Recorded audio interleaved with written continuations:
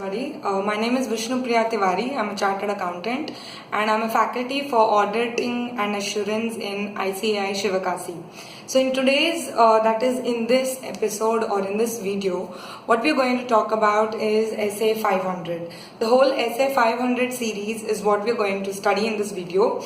I would like to give you some things I would like you to note down before I start the video. That is, I will not be waiting and capturing in the video the writings I'll be doing on the board. So I will write it up on the board, cut short the video for so much time, and we can proceed towards what I've written on the board later on. Because if I'm writing and then you are connecting with it, would take a long time for you also and for me also. So let's get started with the first standard on auditing, which is SA 500, which is on audit evidence. So I'll write down notes now.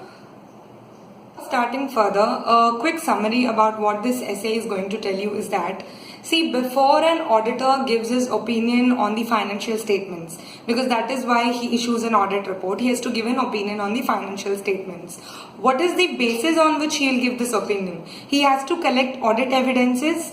Only then he can compare with his audit evidences the items in the financial statements, and he can give a reasonable assurance that the financial statement shows a true and fair view, right?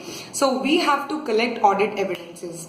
So this audit evidence is what SA 500 tells you, is that it deals with the auditor's responsibility to design and perform audit procedures. You design and perform the audit procedures so that you can obtain sufficient and appropriate audit evidence. There is a meaning for sufficiency and appropriateness in the SA 501 that also we'll be seeing later on. So what an auditor does is he has to design procedures, audit procedures, so that he can obtain sufficient and appropriate audit evidence, and because of that he is able to express his opinion on the financial statements, right? Now, from where all can he get this evidence? So there are four parts from where he can get the evidence. The first part being the internal evidence. What is internal evidence? He can obtain internal evidence from within the organization, within the client's organization. For example, material issue note or goods received note, which are generated within the entity. You need not go anywhere else to check that or to get that, right? So examples are like you issue sales invoice. You are issuing sales invoice, so the company is issuing, hence it is an internal evidence. And material issued note or goods received note, all these are examples of internal evidence. What about internal external evidence? The things that you create internally and then you give it to the customer for further processing and payment. That is called internal external evidence. You create it internally, that is you can get it within the client entity or within the organization, but it goes ahead outside to the external parties for confirmation and for payment or further processing. That is called internal external evidence. What about external evidence? Doesn't originate from within the entity. It is an evidence you obtain from a third party. The client has nothing to do with it. You totally get the evidence from the third party, like you're dealing with the other party totally and not with the client, right? Like creditor's balance confirmation. You confirm from the creditor directly what their balance is. So that is an example of external evidence, like creditor's balance confirmation. Then you have external internal evidence. That is, it is generated externally and it is coming into your organization, like your purchase invoice. It is issued by the other person, the third party, and it comes to you because you are purchasing it. The invoice comes to you. So that is external internal evidence. So these are the four types of evidences you can obtain.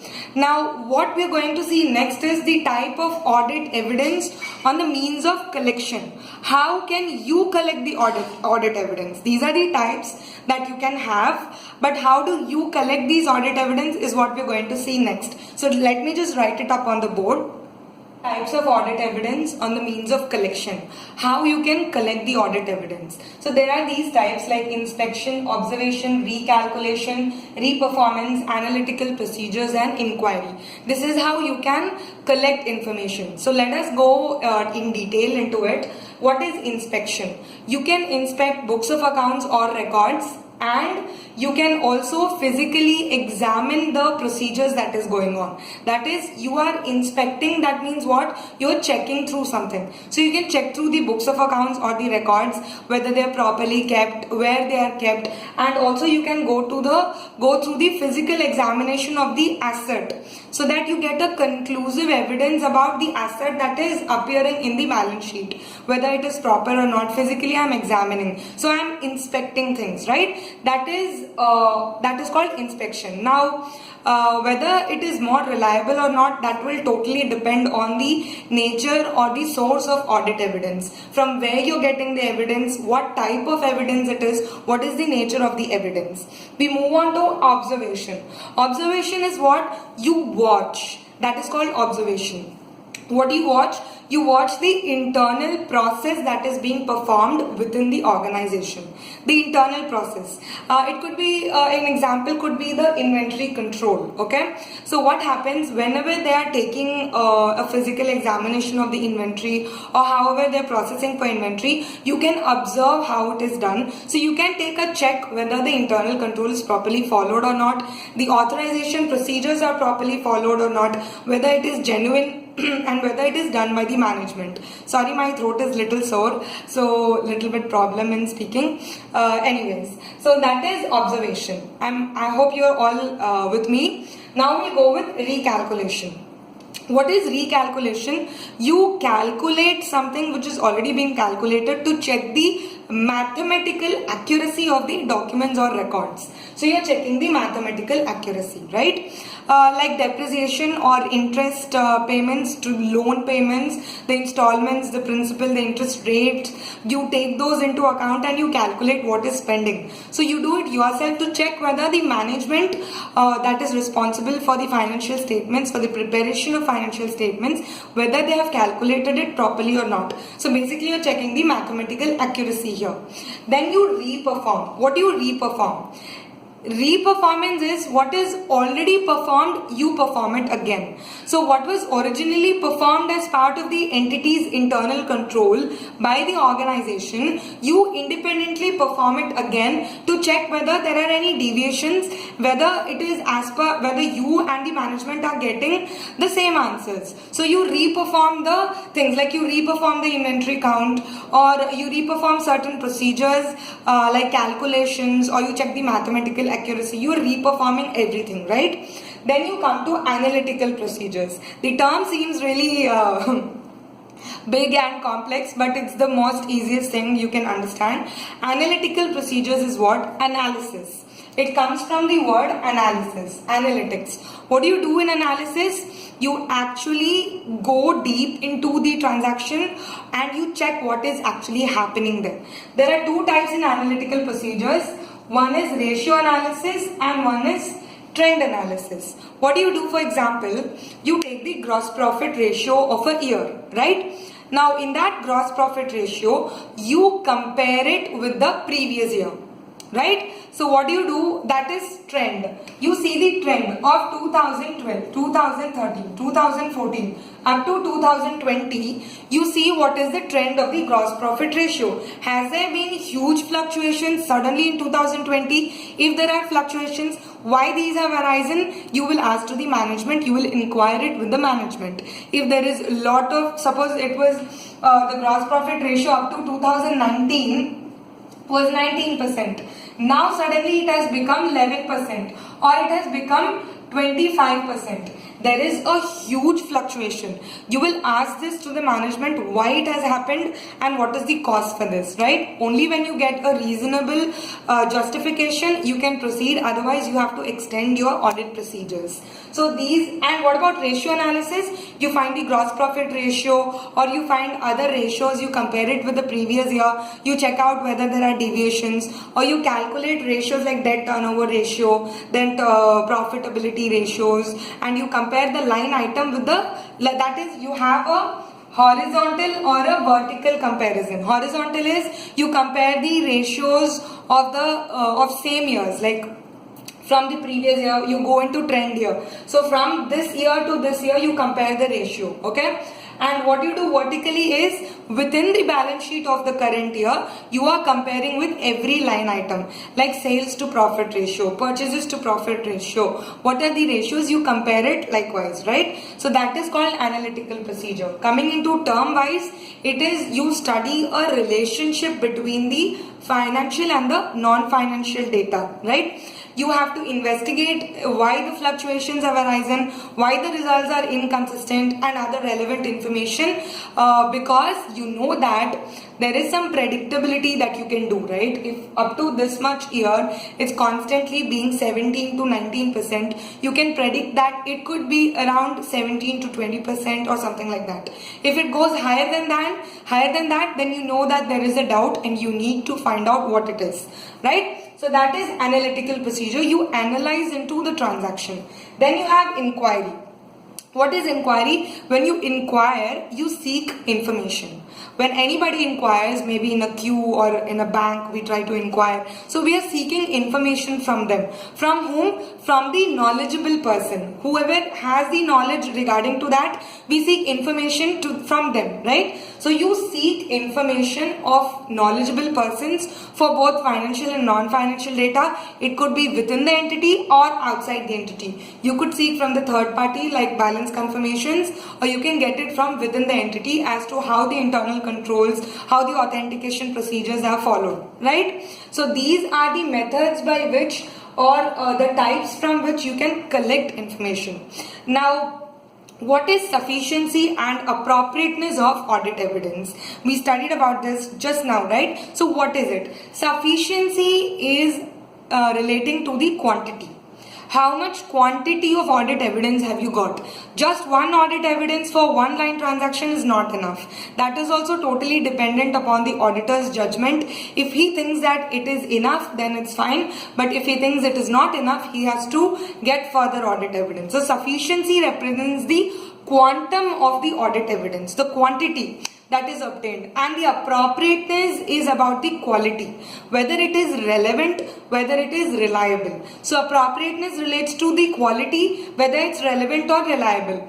Like the auditor will decide whether to obtain more quantity of audit evidence. If the risk of material misstatement is quite high, then he has to obtain a lot of audit evidence, right? But if the internal control process is good and the risk of material misstatement is low, then you need not obtain so much of audit evidence, right? So appropriateness relates to reliability and relevance.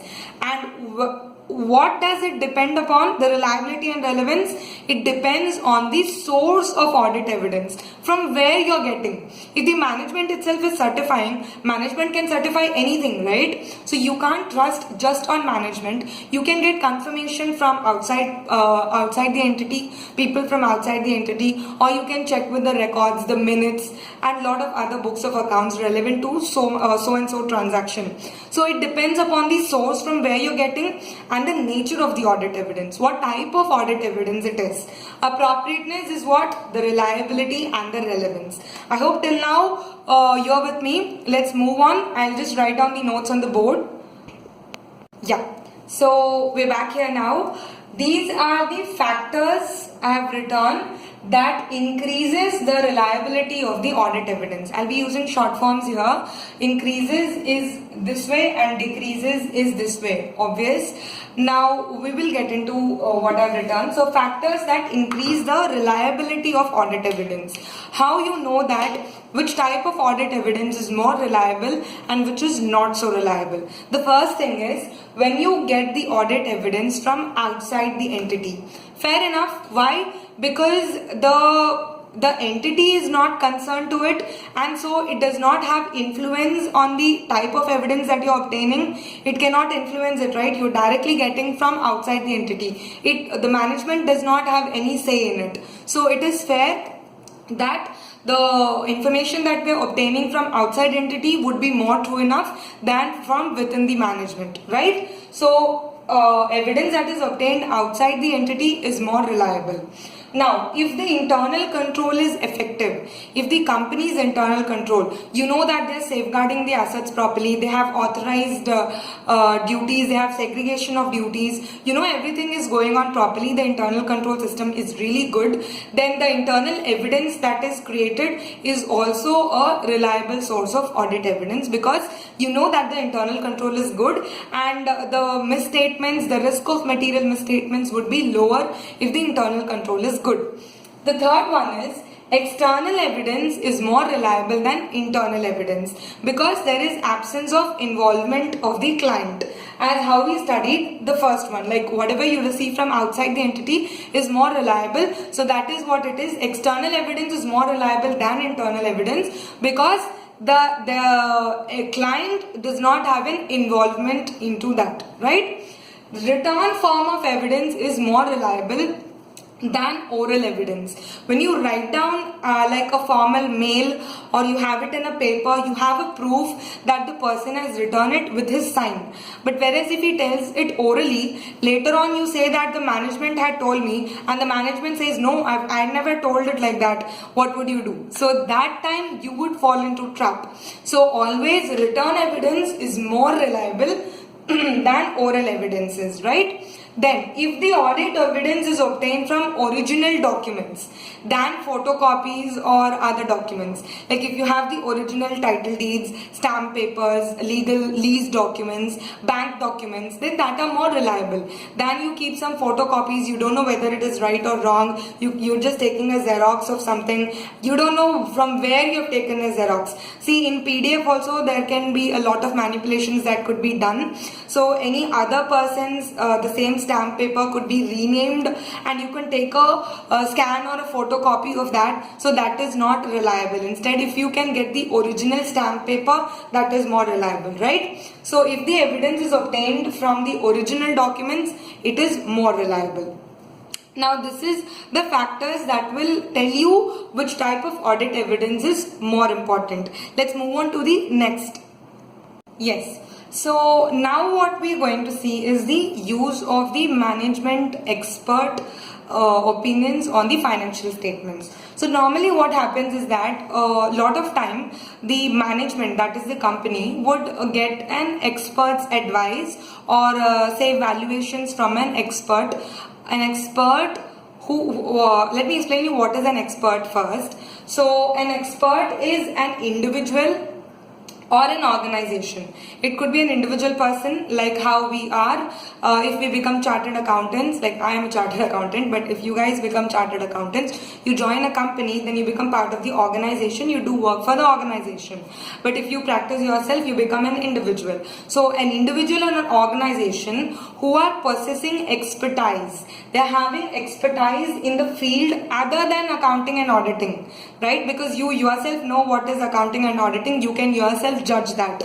But those who have other than accounting and auditing, whose work in that field is used by the entity for assisting them in preparing the financial statements. So what happens is the entity uses the expert's expertise to prepare their financial statements. Like what? Like valuation of gold. There are valuers who value gold or shares, debentures, bonds. So you can get a valuation from them. Like you have high value stocks, so they would value the market price or the net value of the assets and all those things. So you have valuers specified for that, registered valuers. So you use their expert and you incorporate that in your financial statement. So that is helping you to prepare your financial statement. What does the auditor do now? He has to rely on that basis, but when can he rely on that management's expert, right? When can he rely on the valuation or the information that is given by the management's expert, which the management is using in preparing its financial statements, right? So one by one we'll go on to it. You can take notes. First one is that when the alternative source of evidence is available or not is to be checked. That is, if you're going with the valuation of gold, right? So you check that whether can I get from any other place the evidence for checking the value for it, or whether I need to rely only on the management expert, that is expert who is hired by the management, right? So whether I have to go only by that, or whether I have other sources also from where I can get the evidence. So I'm having multiple evidence. If everything is matching, I can certify that the amount that is given in the financial statement is correct or not, right? Then you need to see that whether the management expert is within the entity or from outside the organization, right? Because the chances of the biased opinion, the chance of being influenced if the person is within the entity is high. If the person is out from outside the entity or belongs to some other organization, then that is more good, right? Because he will not be biased as the person who is within the entity would be biased. So you need to check that.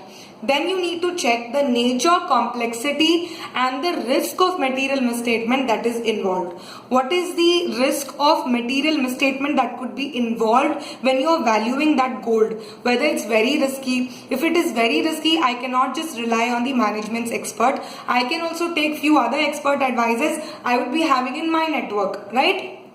Because that will be more unbiased, because that and this entity has no connection with each other. It could be possible that even though the management's expert would be from outside the entity, because they are having a long-term relationship for a long period of time, there could be biased opinions also. So I need to check whether how crucial or how fragile that line item of the financial statement is. If it is very sensitive, then I can take expert advices from more people, right? Or I can rely on that person's advice.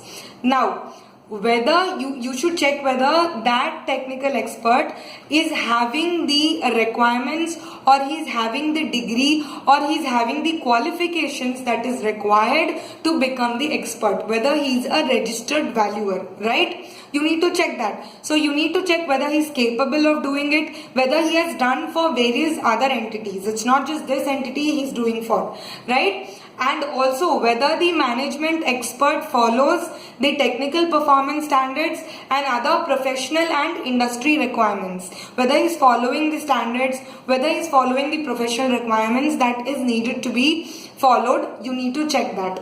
And the previous experience, if any, of the management's expert should also be taken into account. That's what I said. So you need to check whether previously he has done anything to any other persons also, or to the own management. What is the previous valuation, whether there are high level of fluctuations, what is his knowledge, what is his experience, that should all be counted, right? So this is what this whole essay is about, that is essay 500. So we complete essay 500 here. We jump into essay 501, which is specific considerations for selected items. So for selected items like inventory, litigation, segment information, we will be coming to study. So about all these, they have given 3 to 4 only specific items, because they consider these to be more important, most important and very crucial for any organization, where the auditors also find it difficult for certain types of firms or companies to carry on audit because of the complexity it involves in those transactions. So for those only there is a standard separately, so how to proceed, they're giving a guidance onto it, which is essay 501, that is specific consideration on selected items. Let me write down the notes now. As I told you that this standard, that is essay 501, it covers 3 major things, that is inventory, litigation and claims, and segment information, right? So we are going to be talking more about and in detail how you're going to do the audit, or how you're going to design the audit procedures for these 3 items.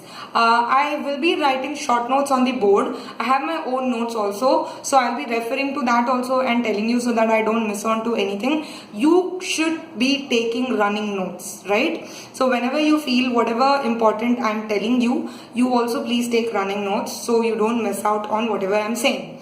Let's move on to it. Let's move on to the first thing, which is called as inventory. How you will continue or design audit procedures for your inventory. The first thing that you will do is, you see, What are you going to collect for the inventory? You are going to obtain sufficient and appropriate audit evidence regarding the existence and the condition of the inventory. Whether what is recorded in the books, that much is existing in actual or not. What is the condition, whether it's good, whether it's damaged, whether it is obsolete, whether they have provided for it. All these things you're going to check. So for these, what are the audit procedures you are going to follow? The first thing is attending a physical inventory count. So you are going to attend the count that is being taken place, like you are going to assist, that is, there would be a person who would already be taking. You can go along with him and you can observe. That is observation. That is, you are going to watch how the inventory counting is taking place. Why are you going to do that? So that you check what is the type of nature of inventory. What is the type of inventory? What is the nature of inventory that we are saying, whether it's properly got up in the books or not? What is the completion stage of the work in progress? If suppose it's a factory and it is having lot of process, like in process costing, process accounting we have done. So there would be some work in progress which will go to the next stage.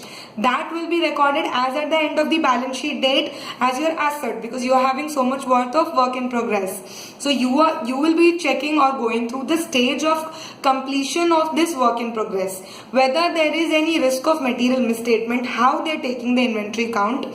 There is one important thing that you do in fixed assets also, which is called as tagging. So a lot of times what happens, companies create tags for inventories or fixed assets. You can follow that. Tagging is what? They'll have a tag with the item number or the amount or any specification that would match with the tag that you are having in the list of your inventory or the fixed assets. So you should first take a list of the inventory items from the management. Then you can compare with this with the physical tag on every inventory or the fixed asset. This is more used for fixed assets. Sometimes it's used for inventories also, if it is of huge volume and they have to create tags on it. Normally what we do in fixed asset is that if suppose it's number 1, 2, 3, 4, 5, it is tagged like that. Even in your list, number 1 should be that same inventory, number 2 should be the inventory. So when you are selling inventory number 9, the 9 number would be deleted from the inventory list. So that's how you can actually keep a proper count on your fixed assets or the value, right? So you are going to check what is the risk that can occur in this type of inventory. What is the materiality of the inventory? How much valued it is? Like there is this ABC analysis that you do in costing, high value items, low value items and medium value items. So all these things also you will be going through. What are the nature of internal controls that they are having? Who is going inside the building in where the inventory is stored? Who is authorizing the issuing of the inventory, whether the inventory issuer and the inventory purchaser is not the same person. So all these things you will be checking, whether there is segregation of duties, whether there are physical safeguard for the asset, what are the security that they have created, only authorized person can enter, they can only issue, how it is done. So all these internal controls you will be checking. What is the timing of the physical inventory reporting? What time do you count the inventory? What time do you have to report for that inventory? That you will be checking. Then what are the procedures that the management follows for counting the inventory, and what are the requirement that any other person, like you need an expert advice on the valuation of the inventory, or you need any expert opinion, that also you will be considering, right? Now what are the procedures that are to be followed by the auditor at the physical count? What are these procedures he needs to follow so that he can evaluate the management's procedures for recording and controlling the inventory? How they are recording it, how they are controlling it. That is first thing. You evaluate the management's instructions and procedures. You will see what are the management's instructions and procedures with regard to what, ma'am? With regard to the physical inventory count records. How are they counting the physical inventory? What are their procedures? What is the management's instructions? Have they been appropriately and accurately followed or not? Then what is the work in progress? How the stages are going? How the valuation is happening? What are the procedures for checking the physical inventory quantities, right? You observe the management count procedures as already I had told. Then you inspect the inventory. You go inspect it physically, whether the inventory physically it is existing or not, whether it has become obsolete, whether it is damaged, or whether the inventory is aging. What is aging? It is lying in the godown for a longer period of time than expected. That means it is not getting sold. What are the procedures or the actions that are taken by the management to handle those type of inventories, right?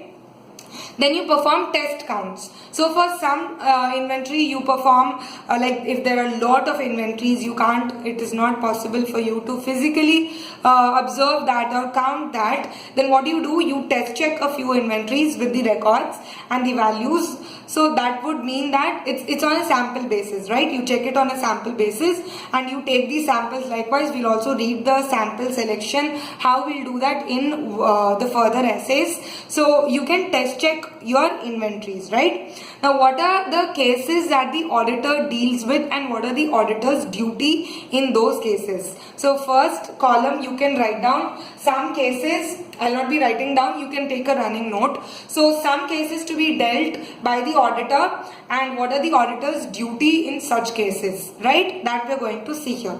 Now, the first case, if this physical inventory counting is conducted at the date other than the date of the financial statements.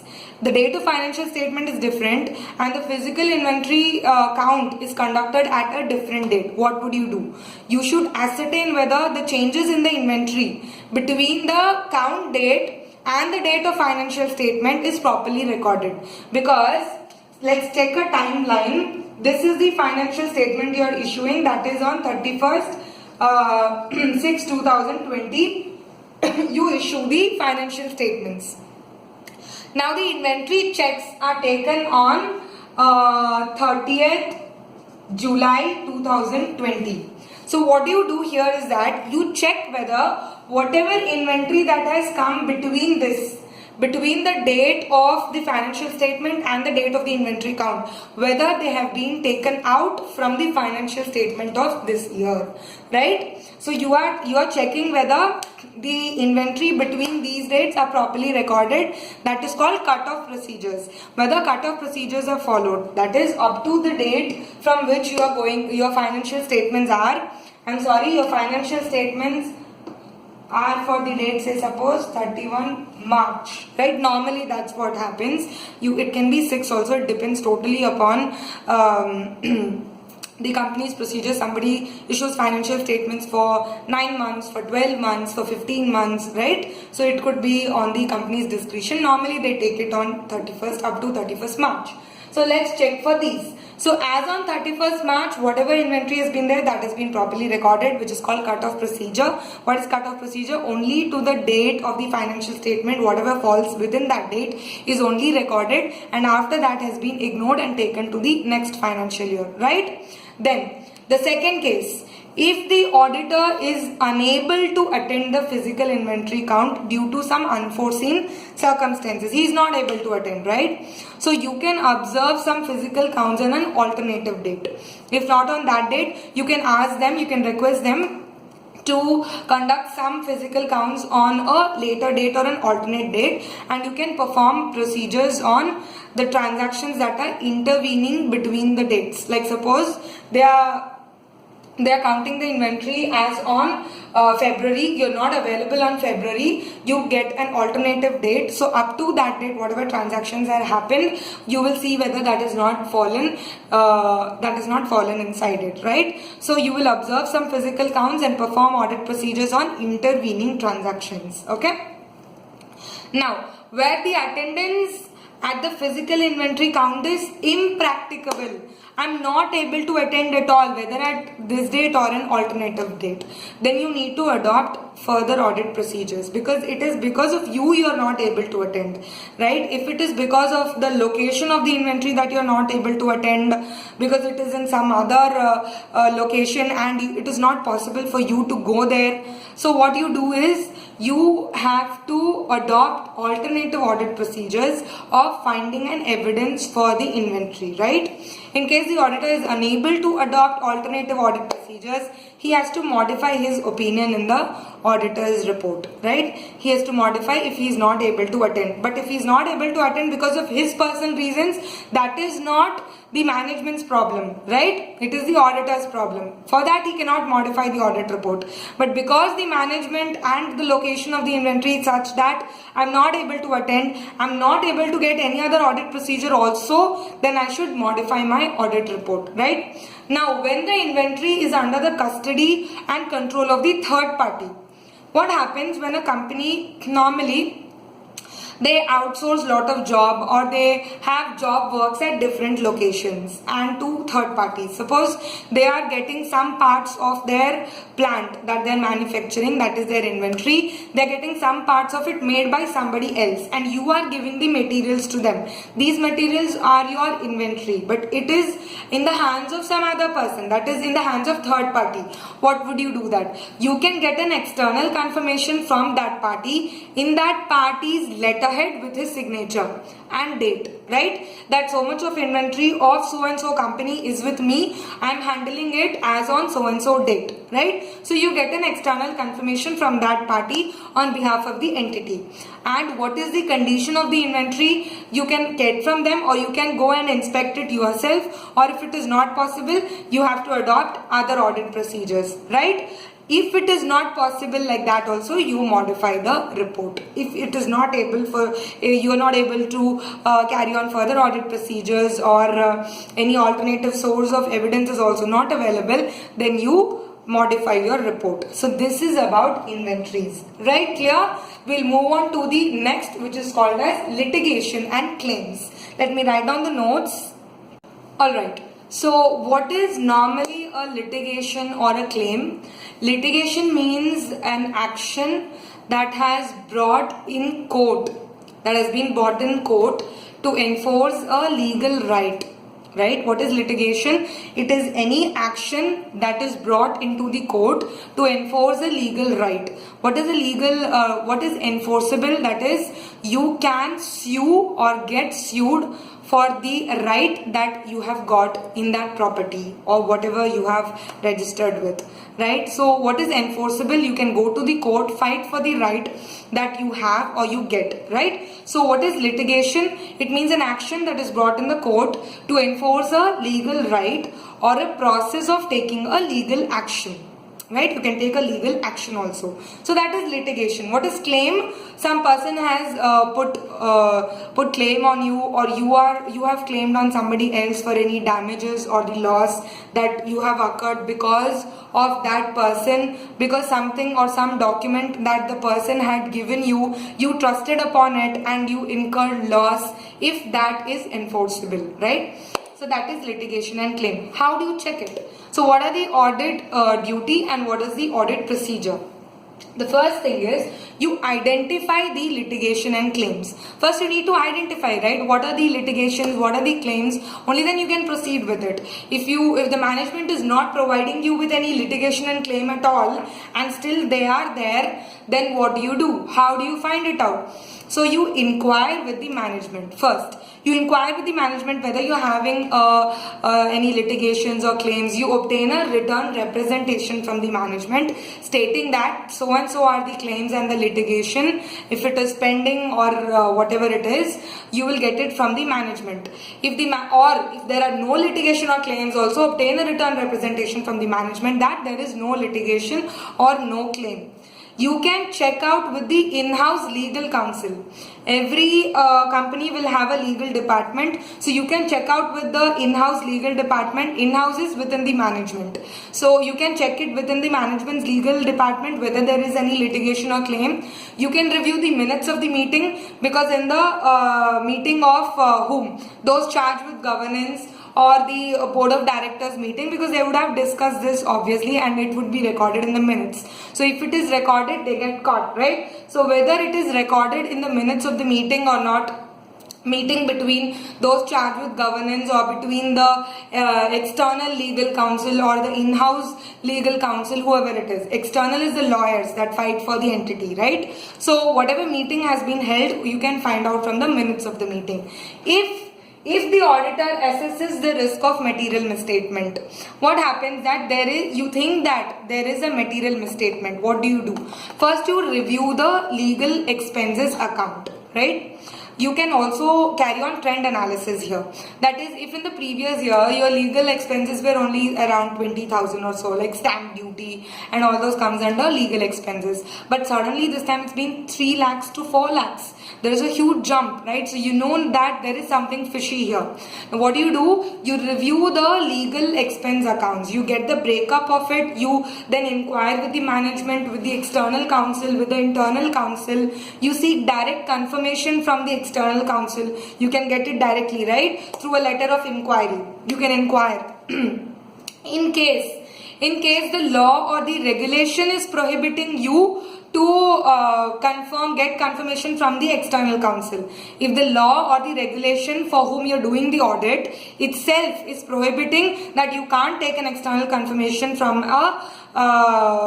the entity's external counsel, then what you have to do, you have to perform further audit procedures, right? You can't help it. Now, who will obtain this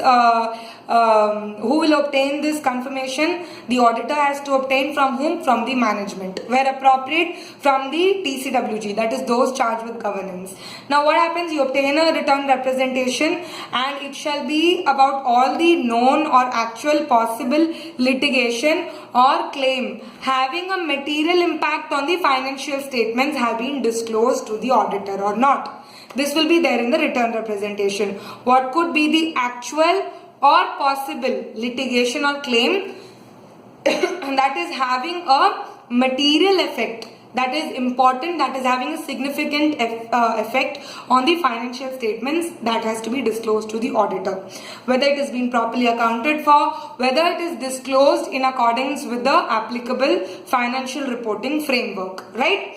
If the management refuses to give the auditor, or if it refuses to respond to the auditor, or if it prohibits the auditor from getting an external confirmation from the external counsel, or the auditor, if it is prohibiting also, you can do further audit procedures, but there is no source that is available, you are not able to do further audit procedures, nothing could be done, then you shall modify the audit report, right? That's all. That is the thing in litigation and claims, right? We move on to the next now. Let's jump into the segment information, very small.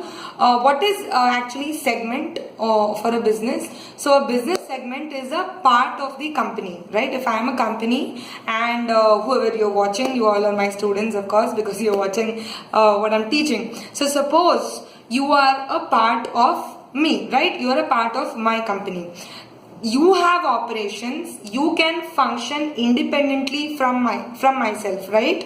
So what happens is that business segment is a part of the company that has operations that can function on its own independently from the company.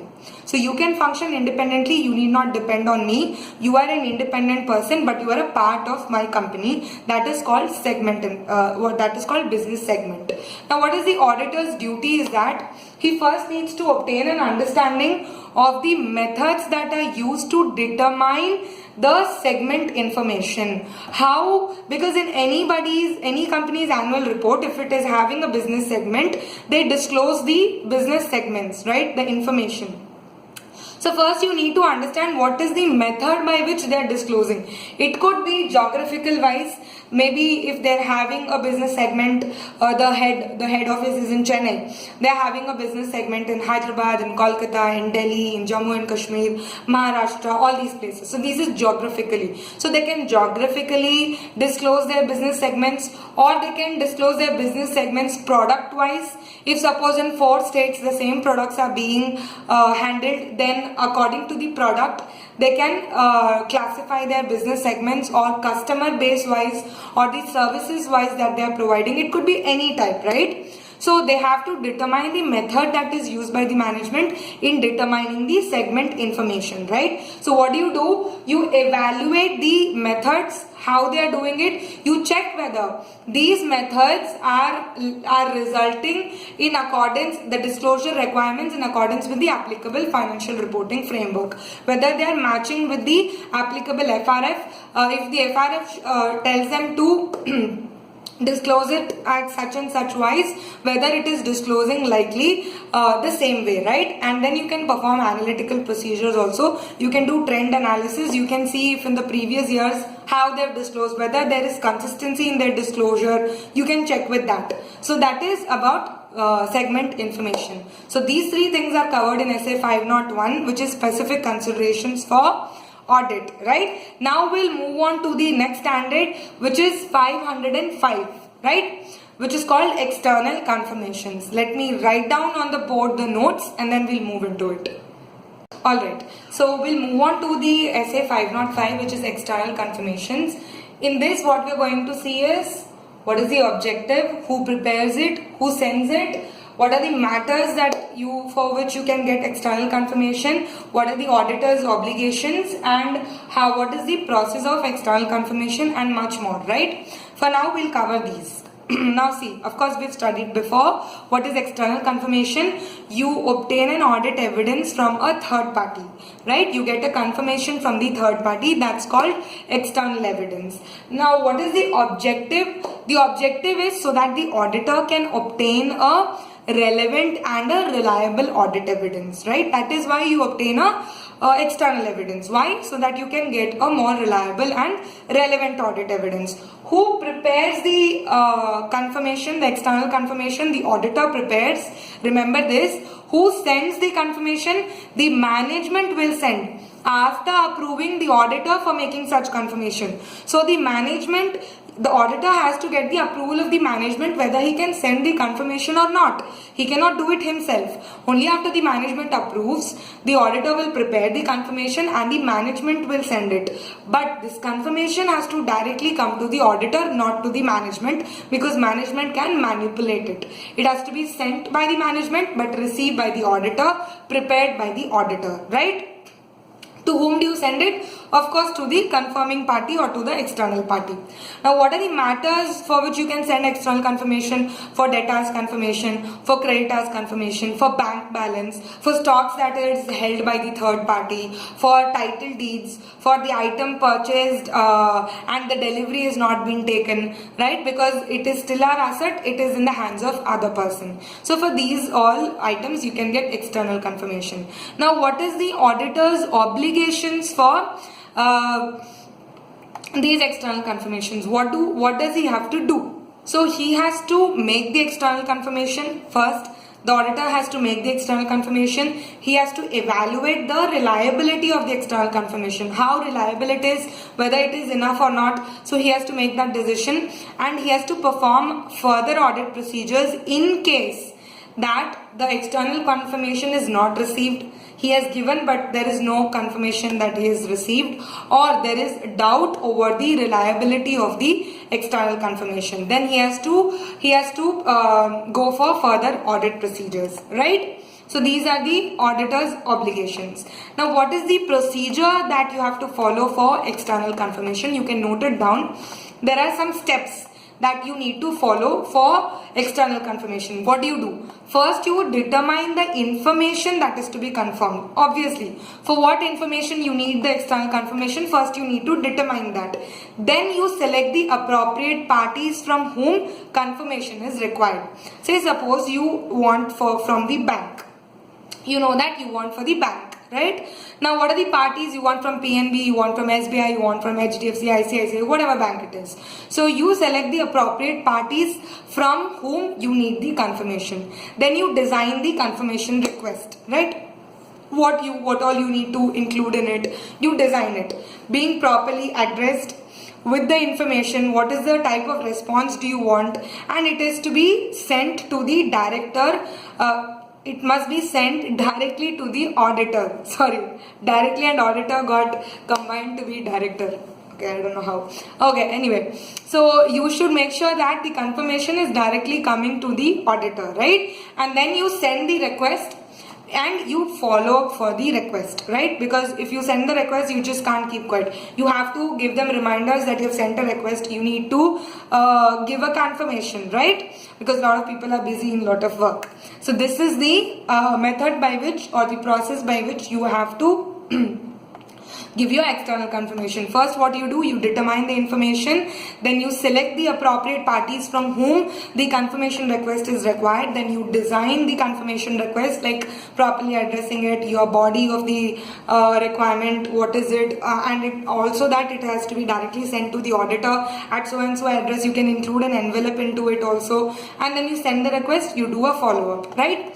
Now, if the management refuses you to get an external confirmation, that no sir, please don't get an external confirmation, it could so happen in a lot of cases that the management is not able to pay the loans, and it is fearing that if the auditor tries to get a confirmation, the bank again starts getting behind the company, right? So in such cases also, or if they're not having good relations now, or suppose the person is not there, he will not be available, so the management could refuse at any circumstance, right? Wantedly, because there is a fraud also, they can not allow or permit the auditor to get external confirmation. So what do you have to do? You must check the validity for the reason for refusal, whether the reason that the management is giving for the refusal, whether it is valid, justifiable and reasonable or not. Okay, if it is not reasonable, then you can perform additional audit procedures to obtain, if suppose it's just a balance confirmation, right? So if you have any other, like you have the papers from the bank, the original papers, you can confirm them that also. So you can do some other alternate procedures, but if you also are not able to get from that, you are not able to get, you're not able to do further audit procedures, then you communicate this matter to those charged with governance, and you will consider this matter on your audit report. Whether you need to modify the report, qualify or disclaimer, whatever it is, you need to determine the implications on the audit and the auditor's opinion, right? Now let's move on to the type of confirmation request, right? There are two types of confirmation request, one being positive, one being negative. So what is a positive confirmation request is, it asks the respondent, that is the third party or from whoever you're getting confirmation, it asks the respondent to reply directly to the auditor in each and every circumstances, like whether he agrees or not, whether he disagrees upon the matter or the confirmation request that is raised by the auditor. Suppose I raise a confirmation request saying that your data balance for so and so date is 20,000, whether it is wrong or right, in both the cases you need to confirm me or you need to respond to me, right? That is called positive confirmation. What is negative confirmation? It is simply that don't bother me unless there is a problem, right? What does it mean? Don't bother me unless there is a problem. If you disagree, you need to send me a confirmation that you disagree. Otherwise, if it is right, you need not send me anything. I will assume that it is correct, right? Normally what happens, a positive confirmation is more better, right? It is a more better way to get an evidence, because if suppose you send a negative confirmation and the person doesn't disagree with it, but he doesn't have the time to send you that he disagrees, you will assume that he has agreed with it, right? So positive confirmation is always more important. Now, what are all the scenarios where you can use positive confirmation and you can use negative negative confirmation.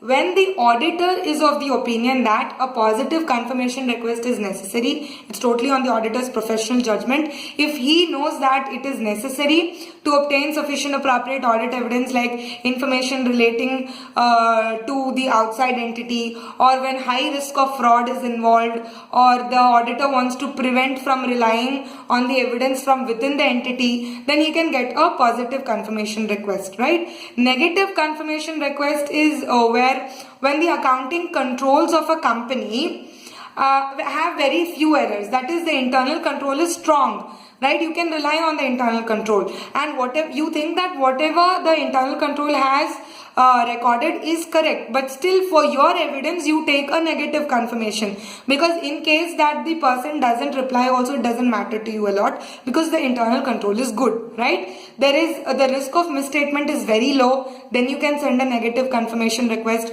of a small number of balances. When the balances are of lesser amount, then you can send a negative confirmation. Please note down all these things. One is when the internal control is very good, there are very few room for errors, and it is quite strong. When the risk of material misstatement is quite low, you know that there is no lot of risk.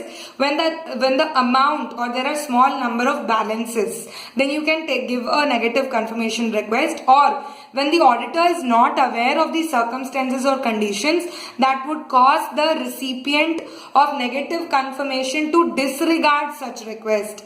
That means he is not aware that the other person will disregard it. That time he will by mistake send a negative confirmation thinking that he will actually send me if he disagrees, whereas he will not send you, right? So you don't know about that.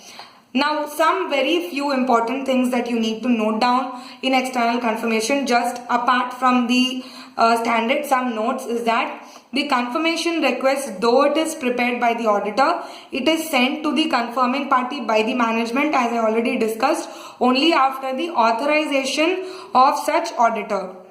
And oral response that is given by the third party, that does not fulfill the criteria for external confirmation, because you have sent a confirmation, you request them to give you a confirmation, not an oral. It must be in a written format, right? So an oral response given by the third party, it does not fulfill the criteria for external confirmation. Therefore, the auditor shall ask the other person to give a written confirmation, right? There are separate videos for summary on SA 500 series. You can refer to that also. If you have any doubts, you can freely refer to in the comment box.